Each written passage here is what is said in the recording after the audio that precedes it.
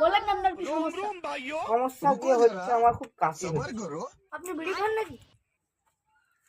ডাক্তারবাবু তেমন তো বিড়ি খাই না, সকালবেলা ঘুম থেকে উঠে একটু খাই, তাছাড়া আচ্ছা ঠিক আছে, তাছাড়া খান না তো আপনি? না, ওই চাটা খেয়ে একটু খাই।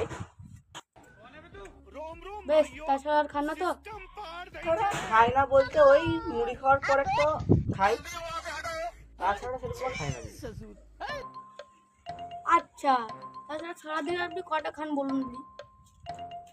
বলতে মানে বললাম আপনাকে, মুড়ি খাওয়ার পর বিড়ি খাই একটা, তারপরে ওই গা ধোয়ার একটু খাই, তারপরে ভাত খাওয়ার পর একটা বিড়ি খাই, তারপরে বিকেলবেলা বন্ধুদের সঙ্গে আড্ডা মারি, তখন অনুঘন করতে করতে এক দুটো খাওয়া হয়।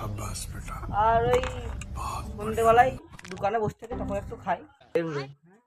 लेकिन एक सेकंड गजब बेइज्जती है।